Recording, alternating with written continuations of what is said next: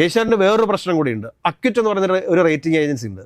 ഈ rating agency കഴിഞ്ഞ കാലം വരെ എന്താണെന്ന് വെച്ച് കഴിഞ്ഞാൽ ഈ ഏഷ്യാനെറ്റിനെ കൊണ്ട് ഇട്ടിരുന്നത് സ്റ്റേബിൾ എന്ന് പറഞ്ഞിട്ടാണ്.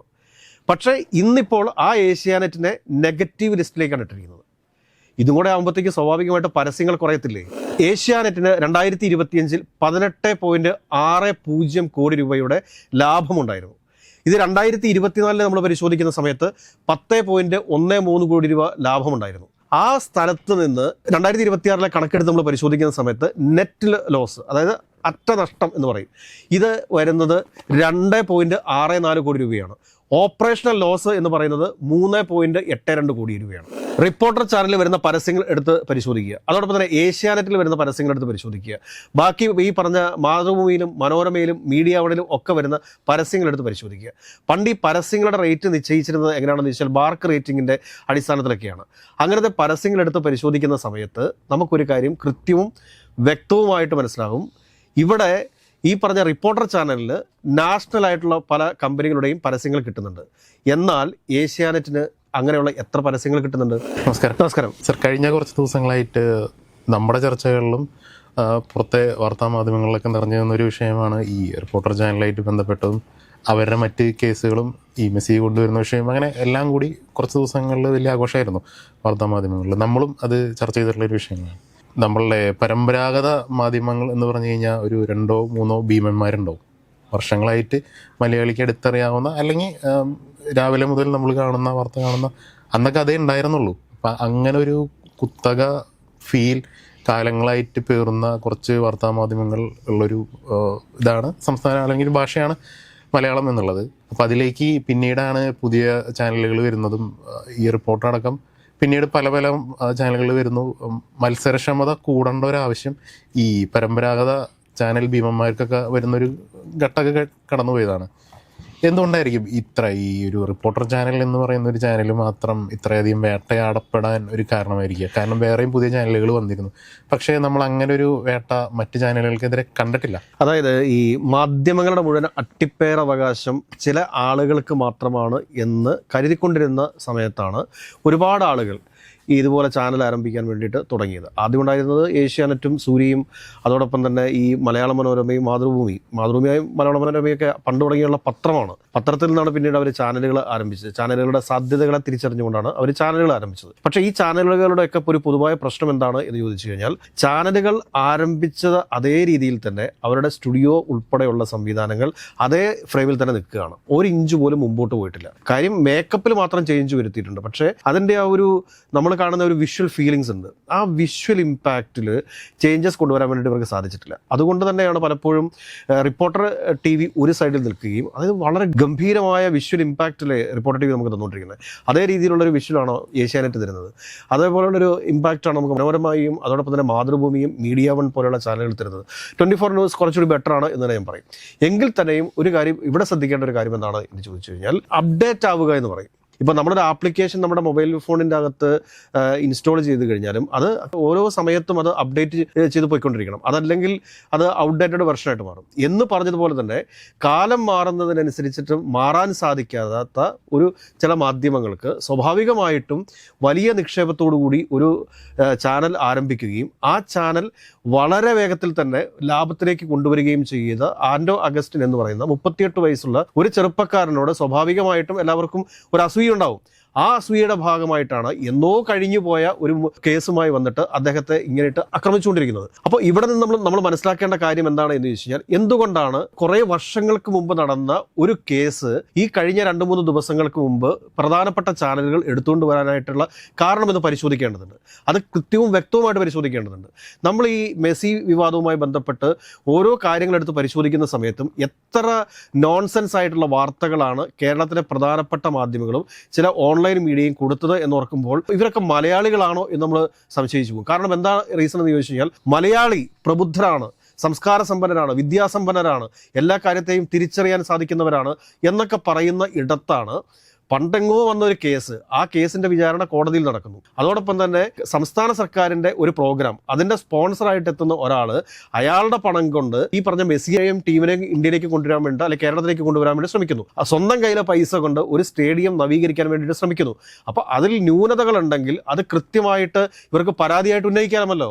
ആ പരാതിയായിട്ട് ഉന്നയിക്കാതെ ഈ ചില വാർത്താ മാധ്യമങ്ങളിലൂടെ ഇദ്ദേഹത്തിന്റെ ക്രെഡിബിലിറ്റി തകർക്കാൻ വേണ്ടിയിട്ടുള്ള നീക്കങ്ങളല്ലേ നടന്നത്. ഇവിടെ നമ്മൾ പരിശോധിക്കേണ്ട കാര്യം എന്താണ് എന്ന് ചോദിച്ചു കഴിഞ്ഞാൽ, റിപ്പോർട്ടർ ചാനലിൽ വരുന്ന പരസ്യങ്ങൾ എടുത്ത് പരിശോധിക്കുക, അതോടൊപ്പം തന്നെ ഏഷ്യാനെറ്റിൽ വരുന്ന പരസ്യങ്ങൾ എടുത്ത് പരിശോധിക്കുക, ബാക്കി ഈ പറഞ്ഞ മാതൃഭൂമിയിലും മനോരമയിലും മീഡിയ വണിലും ഒക്കെ വരുന്ന പരസ്യങ്ങൾ എടുത്ത് പരിശോധിക്കുക. പണ്ട് ഈ പരസ്യങ്ങളുടെ റേറ്റ് നിശ്ചയിച്ചിരുന്നത് എങ്ങനെയാണെന്ന് വെച്ചാൽ ബാർക്ക് റേറ്റിംഗിന്റെ അടിസ്ഥാനത്തിലൊക്കെയാണ്. അങ്ങനത്തെ പരസ്യങ്ങൾ എടുത്ത് പരിശോധിക്കുന്ന സമയത്ത് നമുക്കൊരു കാര്യം കൃത്യവും വ്യക്തവുമായിട്ട് മനസ്സിലാകും. ഇവിടെ ഈ പറഞ്ഞ റിപ്പോർട്ടർ ചാനലിൽ നാഷണൽ ആയിട്ടുള്ള പല കമ്പനികളുടെയും പരസ്യങ്ങൾ കിട്ടുന്നുണ്ട്. എന്നാൽ ഏഷ്യാനെറ്റിന് അങ്ങനെയുള്ള എത്ര പരസ്യങ്ങൾ കിട്ടുന്നുണ്ട്? മനോരമയ്ക്ക് അങ്ങനെ എത്ര പരസ്യങ്ങൾ കിട്ടുന്നുണ്ട്? മാതൃഭൂമിക്ക് അങ്ങനത്തെ എത്ര പരസ്യങ്ങൾ കിട്ടുന്നുണ്ട്? മീഡിയ വണ്ണിന് അങ്ങനത്തെ എത്ര പരസ്യങ്ങൾ കിട്ടുന്നുണ്ട്? ബാർക്ക് റേറ്റിംഗിൻ്റെ അടിസ്ഥാനത്തിൽ ചെയ്തുകൊണ്ടിരുന്ന സമയത്ത് ഏഷ്യാനെറ്റും അതോടൊപ്പം തന്നെ റിപ്പോർട്ടർ ചാനലും തമ്മിലായിരുന്നു പ്രധാനപ്പെട്ട മത്സരം എന്ന് പറയുന്നത്. എന്നാൽ ആ ബാർക്ക് റേറ്റിംഗിന് ഇപ്പോൾ ഈ പറയുന്ന കമ്പനികളൊന്നും അത്ര വാല്യൂ കൊടുക്കുന്നില്ല. അതുകൂടാണ്ട് തന്നെ സോഷ്യൽ മീഡിയ മാധ്യമങ്ങളുടെ കടന്നുവരവ്, അപ്പോൾ കൂടുതലായിട്ടും പല പ്രൊഡക്റ്റുകളും പല കമ്പനികളും ഈ സോഷ്യൽ മീഡിയയെ ആശ്രയിക്കാൻ വേണ്ടി തുടങ്ങിയത്. അപ്പോൾ സോഷ്യൽ മീഡിയയിൽ പോലും അപ്ഡേറ്റ് ആവാത്ത പല ചാനലുകളും കേരളത്തിലുണ്ട് എന്നുള്ളൊരു വാസ്തവമാണ്. അപ്പോൾ അങ്ങനെ വെച്ച് നോക്കുന്ന സമയത്ത് പരസ്യത്തിൽ നിന്നുള്ള വരുമാനം ഈ പറഞ്ഞ പല ചാനലുകൾക്കും കുറഞ്ഞു. കാരണം നാഷണൽ ലെവലിൽ ഓടുന്ന പ്രൊഡക്റ്റുകൾ അല്ലെങ്കിൽ ഇൻ്റർനാഷണൽ ബ്രാൻഡുകളുടെ ഒക്കെ പരസ്യമാണ് നേരത്തെ ഈ ഏഷ്യാനെറ്റൊക്കെ കിട്ടിക്കൊണ്ടിരുന്നത്. അതിപ്പം നിന്നു. ഇപ്പം നമ്മളെടുത്ത് പരിശോധിക്കുന്ന സമയത്ത് അവിടെ വരുന്ന പരസ്യങ്ങൾ എന്ന് പറയുന്നത് കേരളത്തിൽ പ്രവർത്തിക്കുന്ന ഏതാനും ചില സ്ഥാപനങ്ങളുടെയാണ്. ഈ സ്ഥാപനങ്ങളെക്കുറിച്ചൊക്കെ ഒന്ന് എല്ലാവരും ഒന്ന് അന്വേഷിച്ച് നോക്കൂ. അതിനെക്കുറിച്ച് ഞാൻ കൂടുതൽ പറയാൻ വേണ്ടി പോകുന്നില്ല. പിന്നീട് ഒരു കാര്യം എടുത്ത് പരിശോധിക്കുക. ഏഷ്യാനെറ്റിന് 2025 18.60 കോടി രൂപയുടെ ലാഭമുണ്ടായിരുന്നു. ഇത് 2024 നമ്മൾ പരിശോധിക്കുന്ന സമയത്ത് 10.13 കോടി രൂപ ലാഭമുണ്ടായിരുന്നു. ആ സ്ഥലത്ത് നിന്ന് 2026 കണക്കെടുത്ത് നമ്മൾ പരിശോധിക്കുന്ന സമയത്ത് നെറ്റ് ലോസ്, അതായത് അറ്റ നഷ്ടം എന്ന് പറയും, ഇത് വരുന്നത് 2.64 കോടി രൂപയാണ്. ഓപ്പറേഷണൽ ലോസ് എന്ന് പറയുന്നത് 3.82 കോടി രൂപയാണ്. നഷ്ടത്തിലേക്ക് പോയിരിക്കുകയാണ്. 18 കോടി രൂപയും 10 കോടി രൂപയൊക്കെ ലാഭത്തിൽ ഓടിക്കൊണ്ടിരുന്ന ഏഷ്യാനെറ്റ് ഇന്ന് നഷ്ടത്തിലാണ് 2026 നിൽക്കുന്നത് എന്ന് പറയുമ്പോൾ സ്വാഭാവികമായിട്ടും വളരെ മുമ്പേ ഓടിക്കൊണ്ടിരിക്കുന്ന ഒരു ചാനലിനെ പിടിച്ച് താഴേക്ക് വലിച്ചിടേണ്ട ഉത്തരവാദിത്വം ആരുടെയാണ്? ഇവരുടെ നിലനിൽപ്പിന് വേണ്ടിയിട്ടാണ്, ഏഷ്യാനെറ്റിന്റെ നിലനിൽപ്പിന് വേണ്ടിയിട്ടാണ്. ഏഷ്യാനെറ്റിന്റെ പ്രധാനപ്പെട്ട ഒരു വരുമാന മാർഗം എന്ന് പറഞ്ഞാൽ എന്താണ്? ആ വരുമാന മാർഗം എന്ന് പറയുന്നത് പരസ്യമാണ്. ഇവർക്ക് സോഷ്യൽ മീഡിയ പ്ലാറ്റ്ഫോമുകളിൽ നിന്നൊക്കെ എത്രത്തോളം വരുമാനം കിട്ടുന്നുണ്ട് എന്നുള്ളതിനെ കുറിച്ച് അവർ തന്നെ പറയേണ്ടതാണ്. അതല്ലെങ്കിൽ അവരുടെ ഇയർലി റിട്ടേൺസ് പരിശോധിക്കുന്ന സമയത്ത് നമുക്ക് മനസ്സിലാവുന്ന കാര്യമാണ്. അപ്പോൾ ഇവിടെ എന്താ സംഭവിച്ചിരിക്കുന്നത് എന്ന് ചോദിച്ചു കഴിഞ്ഞാൽ, ഒരു ചെറുപ്പക്കാരൻ ഒരു ചാനൽ ഏറ്റെടുക്കുന്നു. ആ ചാനൽ വളരെ ഭംഗിയായിട്ട് അദ്ദേഹം നടത്തിക്കൊണ്ടു പോകുന്നു, അത് ലാഭത്തിലാക്കുന്നു. എന്നാൽ മറ്റു പല മുതലാളിമാരും ഇവിടെ ചാനൽ ആരംഭിച്ചു. പക്ഷേ പലർക്കും ശമ്പളം കൊടുക്കാൻ പറ്റുന്നില്ല. നഷ്ടത്തിലാണ്. ഈ പറഞ്ഞ മാതൃഭൂമി നഷ്ടത്തിലാണ്, മനോരമ നഷ്ടത്തിലാണ്, മീഡിയ വൺ നഷ്ടത്തിലാണ്. മീഡിയ വണ്ണിനെ സംബന്ധിച്ചിട്ട് അവർക്ക് ജമാഅത്തെ ഇസ്ലാമിയുടെ ഫണ്ടിങ് ഉണ്ട്. അതുകൊണ്ട് ആ ചാനൽ കൃത്യമായിട്ട് മുമ്പോട്ട് വയ്ക്കുള്ളൂ. ജമാഅത്തെ ഇസ്ലാമി എന്താണെന്നുള്ള കാര്യം ഞാനിവിടെ പറഞ്ഞ് ഇപ്പോൾ ആരെയും പഠിപ്പിക്കേണ്ട കാര്യമൊന്നുമില്ലല്ലോ. അതുകൂടാതെ തന്നെ ഒരു കാര്യം കൂടി പരിശോധിക്കേണ്ടത് എന്താണെന്ന് ചോദിച്ചു കഴിഞ്ഞാൽ, ഈ റിപ്പോർട്ടർ ടി വിക്കകത്ത് എപ്പോഴും ഒരേ മുഖങ്ങൾ തന്നെയല്ല. അവിടെ പ്രധാനപ്പെട്ട വാർത്താ അവതാരകരായിട്ട് പുതിയ ഒരുപാട് ഫേസുകൾ വരുന്നുണ്ട്. എന്നാൽ ഏഷ്യാൻ്റെ അടുത്ത് പരിശോധിച്ച് നോക്കൂ. വിനു വി ജോൺ ശരിക്കും പറഞ്ഞു കഴിഞ്ഞാൽ എല്ലാവരും ഇപ്പോൾ വെറുപ്പിച്ചുകൊണ്ടിരിക്കുകയല്ലേ. ഒരു പരിധിവരെയൊക്കെ പിണറായി വിജയനെ വിമർശിക്കണം. പിണറായി വിജയനെ വിമർശിക്കരുത് എന്നല്ല ഞാൻ പറഞ്ഞത്, പിണറായിസത്തെക്കുറിച്ചും പറയണം. പക്ഷേ ഇത് പിണറായി വിജയനെ വിമർശിച്ച് ഇപ്പോൾ വിനു വി ജോൺ കേരളത്തിലെ ജനങ്ങൾക്ക് മുമ്പിൽ പിണറായി വിജയനെ ഇഷ്ടപ്പെടുന്ന രീതിയിലേക്ക് കൊണ്ടെത്തിച്ചിരിക്കുകയല്ലേ, അല്ലെ? ആ അവസ്ഥയിലേക്ക് എത്തിച്ചില്ലേ? വിനു വി ജോണിന്റെ വിമർശനത്തെയാണ് ഇപ്പോൾ ആളുകൾ വെറുത്തുകൊണ്ടിരിക്കുന്നത്. അത് വിനു വി ജോൺ ഇനിയെങ്കിലും മനസ്സിലാക്കണം. സംസ്ഥാന സർക്കാരിനെതിരെ നിലവിലത്തെ സംസ്ഥാന സർക്കാർ 3 മാസമേ ആയിട്ടുള്ളൂ, അധികം വിമർശിക്കണമെന്നും പറയുന്നില്ല. പക്ഷേ കാണുന്ന തെറ്റുകളെക്കുറിച്ച് ഒരക്ഷരമെങ്കിലും വിനു വി ജോൺ മിണ്ടാറുണ്ടോ? ഇല്ലല്ലോ. പിന്നെ അതിനകത്തുള്ള ബാക്കിയുള്ള മാധ്യമ പ്രവർത്തകരെ എടുത്തു നോക്കുക. 10ഉം 20ഉം വർഷമായിട്ട് ഒരേ മുഖം തന്നെ ആളുകൾ എത്ര നേരം കണ്ടിരിക്കും? ഒരേ ഫ്രെയിം തന്നെ എത്ര നാൾ കണ്ടിരിക്കും? ഇവർ ചെയ്യേണ്ടത് ആരോഗ്യകരമായ മത്സരമല്ലേ ഏഷ്യാനെറ്റും മറ്റ് ചെറിയ മാധ്യമ സ്ഥാപനങ്ങളൊക്കെ ചെയ്യേണ്ടത്? ഏഷ്യാനെറ്റിനെ സംബന്ധിച്ചും ഫണ്ടിങ്ങിന് വലിയ കുറവുണ്ടാവുമെന്ന് പ്രതീക്ഷിക്കുന്നില്ല. കാരണം പൊളിറ്റിക്കൽ സപ്പോർട്ടും ഉള്ള ഇവർക്ക് പൊളിറ്റിക്കൽ സപ്പോർട്ട് മാത്രമല്ല, ജൂപ്പിറ്റർ ഹോൾഡിംഗ്സ് എന്ന് പറയുന്നത് BJP സംസ്ഥാന അധ്യക്ഷനായിട്ടുള്ള രാജീവ് ചന്ദ്രശേഖരുടെ കമ്പനിയാണ്. ആ കമ്പനിയാണ് ഏഷ്യാനെറ്റ് ന്യൂസിന്റെ പ്രധാനപ്പെട്ട ഓഹരി കയ്യിൽ വെച്ചിരിക്കുന്നത്. അപ്പോൾ അവരെ സംബന്ധിച്ച് ഫണ്ടിങ്ങിന് പ്രശ്നമൊന്നുമില്ല. പക്ഷേ എന്തുകൊണ്ട് ഫണ്ടിങ് ചെയ്യുന്നില്ല, അല്ലെങ്കിൽ അവരുടെ സ്റ്റുഡിയോ എന്തുകൊണ്ട് റീസ്ട്രക്ചർ ചെയ്യുന്നില്ല എന്നുള്ളതിനെക്കുറിച്ച് അവരുടെ മാനേജ്മെൻറ്റാണ് വിശദീകരിക്കേണ്ടത്. കാരണം കാലം ഓരോ ദിവസം ചെല്ലുന്നവർ മാറിക്കൊണ്ടിരിക്കുകയാണ്, ഓരോ മിനിറ്റിലും മാറിക്കൊണ്ടിരിക്കുകയാണ്. ഓരോ മിനിറ്റിലും മാറുന്ന ലോകത്തിനനുസരിച്ചിട്ട് മാറാൻ സാധിക്കാതെ വല്ലവനും അവൻ്റെ കഠിനാധ്വാനം കൊണ്ട് കഷ്ടപ്പെട്ട് സ്ഥാപനം ലാഭത്തിലേക്ക് കൊണ്ടുവരുന്ന സമയത്ത് അവൻ്റെ പഴയ ഇല്ലാ കഥകളും ഉള്ള കഥകളും ഒക്കെ പറഞ്ഞുകൊണ്ട് വരിക എന്ന് പറഞ്ഞു കഴിഞ്ഞാൽ അത് ഒരു തരം മാമാപ്പണിയാണെന്നേ പറയാൻ പറ്റുള്ളൂ. അല്ലെങ്കിൽ പിന്നിൽ നിന്ന് കുത്തുന്ന കരിങ്കാലി പണിയാണെന്ന് നമുക്ക് പറയാൻ വേണ്ടി സാധിക്കത്തുള്ളൂ. അല്ലാണ്ട് വേറെ എന്തെങ്കിലും ഇതിനകത്ത് പറയാൻ വേണ്ടി സാധിക്കുമോ? ഒരിക്കലുമല്ലോ. മലയാള മനോരമ എടുത്ത് പരിശോധിച്ചു നോക്കൂ. 10-20 വർഷമായിട്ട് ഒരേ ഫേസുകൾ തന്നെയല്ലേ വന്നു നിൽക്കുന്നത്. അവർ പറയുന്നത് ഒരേ രീതിയിലുള്ള കാര്യങ്ങളല്ലേ പറയുന്നത്. മാതൃഭൂമി എടുത്ത് പരിശോധിച്ച് നോക്കൂ. അതോടൊപ്പം തന്നെ മീഡിയ വൺ എടുത്ത് പരിശോധിച്ച് നോക്കൂ. മീഡിയ വണ്ണൊക്കെ പുതിയ ഫേസുകളെ കൊണ്ടുവരുന്നുണ്ടോ? ഇല്ലല്ലോ. അപ്പോൾ അവരുടെ സ്റ്റുഡിയോ ഫ്ലോർ അപ്ഡേറ്റ് ചെയ്യുന്നുണ്ടോ? അല്ലെങ്കിൽ ആ ഒരു എന്തെങ്കിലും വിഷ്വൽസിൽ എന്തെങ്കിലും മാറ്റങ്ങൾ കൊണ്ടുവരാൻ വേണ്ടി ശ്രമിക്കുന്നുണ്ടോ? ഒന്നുമില്ലല്ലോ. അപ്പോൾ നാഷണൽ മീഡിയകളോട് കിടപിടിക്കത്തക്ക രീതിയിൽ, അല്ലെങ്കിൽ ഇന്റർനാഷണൽ മീഡിയയോട് കിടപിടിക്കത്തക്ക രീതിയിൽ റിപ്പോർട്ടർ TV സ്റ്റുഡിയോ ഫ്ലോറിനെ അപ്ഡേറ്റ് ചെയ്യുകയും അതോടൊപ്പം തന്നെ വിഷ്വൽസിനെ അപ്ഡേറ്റ് ചെയ്യുകയും ഇതൊക്കെ ചെയ്യുന്ന സമയത്ത് അവിടെ വ്യൂവേഴ്സ് കയറും. ഏഷ്യാനെറ്റിന് വേറൊരു പ്രശ്നം കൂടിയുണ്ട്. അക്വിറ്റ് എന്ന് പറയുന്ന ഒരു റേറ്റിംഗ് ഏജൻസി ഉണ്ട്. ഈ റേറ്റിംഗ് ഏജൻസി കഴിഞ്ഞ കാലം വരെ എന്താണെന്ന് വെച്ച് കഴിഞ്ഞാൽ ഈ ഏഷ്യാനെറ്റിനെ കൊണ്ട് ഇട്ടിരുന്നത് സ്റ്റേബിൾ എന്ന് പറഞ്ഞിട്ടാണ്. പക്ഷേ ഇന്നിപ്പോൾ ആ ഏഷ്യാനെറ്റിനെ നെഗറ്റീവ് ലിസ്റ്റിലേക്കാണ് ഇട്ടിരിക്കുന്നത്. ഇതും കൂടെ ആകുമ്പോഴത്തേക്ക് സ്വാഭാവികമായിട്ട് പരസ്യങ്ങൾ കുറയത്തില്ലേ? ബാർക്ക് മാത്രമാണോ? അക്വിറ്റ് പോലുള്ള റേറ്റിംഗ് ഏജൻസികളെ കൂടി പരിശോധിച്ചതിന് ശേഷമല്ലേ പരസ്യ കമ്പനികൾ പരസ്യം റെഫർ ചെയ്യത്തുള്ളൂ, അല്ലെങ്കിൽ റെക്കമെൻഡ് ചെയ്യത്തുള്ളൂ. അപ്പോൾ കേരളത്തിലെ ജനങ്ങൾ മനസ്സിലാക്കേണ്ട കാര്യം എന്താണ് എന്ന് ചോദിച്ചു കഴിഞ്ഞാൽ, പരസ്യ വരുമാനത്തിലുണ്ടായിരിക്കുന്ന വലിയ രീതിയിലെ കുറവ്, എന്നാൽ റിപ്പോർട്ടർ TVക്ക് കൂടുതൽ പരസ്യങ്ങൾ കിട്ടുന്നു, റിപ്പോർട്ടർ TV ലാഭത്തിൽ ഓടുന്നു.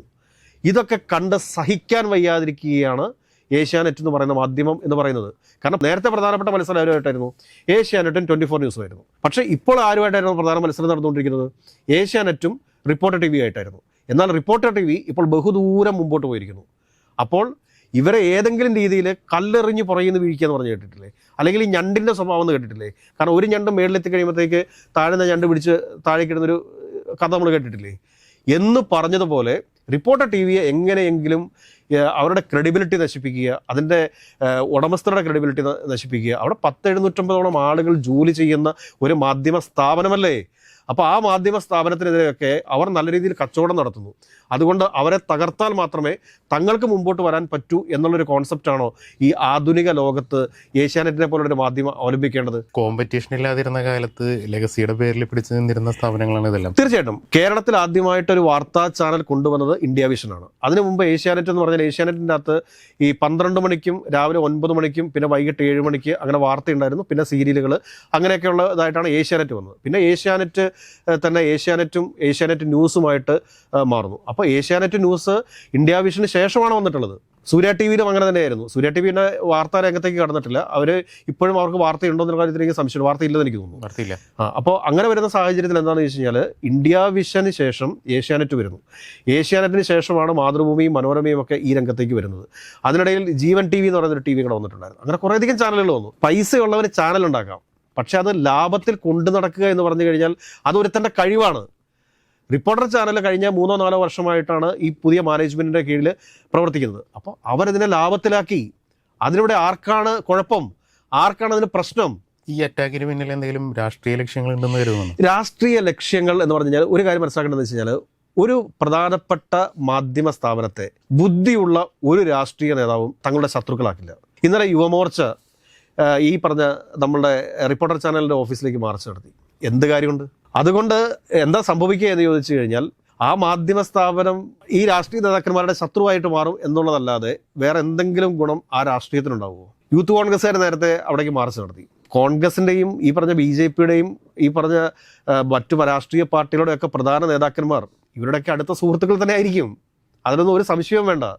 അപ്പം ഞാനിവിടെ പറഞ്ഞു വരുന്ന കാര്യം എന്താണെന്ന് ചോദിച്ചു കഴിഞ്ഞാൽ, ഒരുത്തരൊരു ചാനൽ തുടങ്ങി, അത് വളരെ വലിയ ലാഭത്തിലേക്ക് പോകുന്നു, അല്ലെങ്കിൽ കൂടുതൽ വ്യൂവേഴ്സ് വരുന്നു, കൂടുതൽ പരസ്യങ്ങൾ കിട്ടുന്നു. ഇങ്ങനെ വരുമ്പോഴത്തേക്ക് സ്വാഭാവികമായിട്ടും ഏഷ്യാനെറ്റിനെ പോലെയുള്ള മാധ്യമ സ്ഥാപനങ്ങൾക്ക് ഒരു ജലസി ഉണ്ടാവും. അപ്പോൾ എന്താ ചെയ്യുക എന്ന് ചോദിച്ചു കഴിഞ്ഞാൽ അവരുടെ ക്രെഡിബിലിറ്റി നശിപ്പിക്കുക. ഒരു പൊളിറ്റിക്സ് തന്നെയാണ് നടക്കുന്നത്. അത് ചാനലുകൾക്കിടയിലുള്ള പൊളിറ്റിക്സ് തന്നെയാണ് ഇപ്പോൾ ഇവിടുത്തെ ഈ പ്രധാനപ്പെട്ട പ്രശ്നം എന്ന് പറയുന്നത്. അതല്ലെങ്കിൽ ഒരു നിസാര കാര്യത്തെ വെറുതെ കുറേ കഥകൾ എഴുതി 48 മണിക്കൂർ കഴിഞ്ഞല്ലോ. ആ 1 കോടിയുടെ വെല്ലുവിളി ഏറ്റെടുക്കാൻ വേണ്ടിയിട്ട് ആരും തയ്യാറായില്ലല്ലോ. അതിന് കാരണം എന്താണ്? ആ വെല്ലുവിളിയോടുകൂടി ആ വാർത്തകളെല്ലാം നിന്നില്ലേ? കേരളത്തിലെ ജനങ്ങൾ എന്താ പൊട്ടന്മാരാന്ന് വിചാരിച്ചോ? ഏതൊക്കെയായാലും ചാനലുകൾ പരസ്പരം മത്സരിക്കേണ്ടത് ചെളി വാരി എറിഞ്ഞുകൊണ്ടായിരിക്കരുത്. മറിച്ച് അവരുടെ വീഡിയോ ക്വാളിറ്റി, സ്റ്റുഡിയോയുടെ ഒരു ഇമ്പാക്റ്റ്, വിഷ്വൽ ഇമ്പാക്റ്റ്, വോയിസിലെ വരുത്തേണ്ട മാറ്റങ്ങൾ, ഇതിങ്ങനെയൊക്കെയാണ് അവർ മത്സരിക്കേണ്ടത്. അല്ലെങ്കിൽ നല്ല മാർക്കറ്റിങ്ങിന് പറ്റുന്ന നല്ല മാർക്കറ്റിംഗ് സ്റ്റാഫിനെ അപ്പോയിൻമെൻറ്റ് നടത്തുക, വീണ്ടും അക്വിറ്റിലേക്കൊക്കെ റേറ്റിങ്ങിൽ സ്റ്റേബിളിലേക്ക് വരാൻ വേണ്ടിയിട്ടുള്ള ശ്രമങ്ങൾ നടത്തുക, ബാർക്ക് റേറ്റിങ്ങിൽ മുമ്പിൽ വരാൻ വേണ്ടിയിട്ടുള്ള ശ്രമങ്ങൾ നടത്തുക. ഇതൊക്കെയാണ് ചെയ്യേണ്ടത്. സൊല്യൂഷൻസ് ആണ് ഇവർ കണ്ടെത്തേണ്ടത്. ആ സൊല്യൂഷൻസ് ഐഡൻറ്റിഫൈ ചെയ്തതിന് ശേഷം അത് എക്സിക്യൂട്ട് ചെയ്യാതെ വല്ലവരും ഉണ്ടാക്കി വെച്ചിരിക്കുന്ന സ്ഥാപനത്തിൻ്റെ നെഞ്ചത്തേക്ക് കയറാൻ പോയി കഴിഞ്ഞാൽ സ്വന്തം ക്രെഡിബിലിറ്റി നഷ്ടപ്പെടുന്ന ഒരു അവസ്ഥ ഉണ്ടാവാതിരിക്കട്ടെ എന്ന് മാത്രമേ ഈ അവസരത്തിൽ നമുക്ക് പറയാനുള്ളൂ.